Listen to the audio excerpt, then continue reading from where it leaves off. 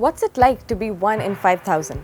For Hindus and Sikhs in Afghanistan, that's about how small their communities are. At one point, around the 1980s, they numbered around 200,000. Since then, that number has plummeted to around 1,000, as Sikhs and Hindus took flight after religious persecution.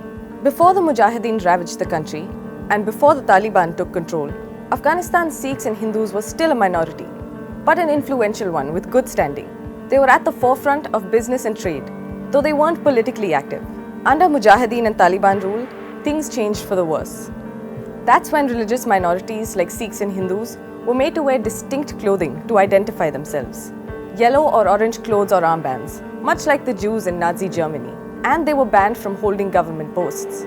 Even after the Taliban fell in 2001, some of that hostility still remained. Sikhs and Hindus reported having their land stolen by warlords, of discrimination in schools, and animosity because of their different religious rituals, like cremating the dead. From hundreds of thousands 30 years ago to a minuscule 0.02% of the population today, Hindu and Sikh populations in Afghanistan have dwindled to almost nothing, which is why the July killing of Avtar Singh Khalsa, an Afghan Sikh politician in Jalalabad, was such a big deal. The suicide attack, claimed by ISIS, targeted a Hindu and Sikh convoy of politicians and activists who were on their way to meet Afghan President Ashraf Ghani. Around 20 of them were killed.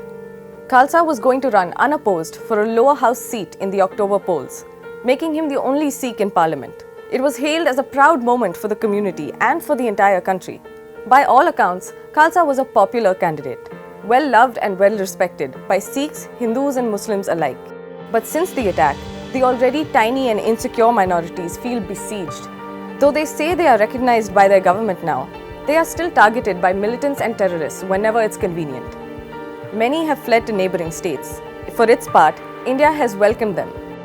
But many say they are still treated as outsiders here when they arrive. They're treated as Afghans in India and as Indians in Afghanistan. That's a difficult place to be.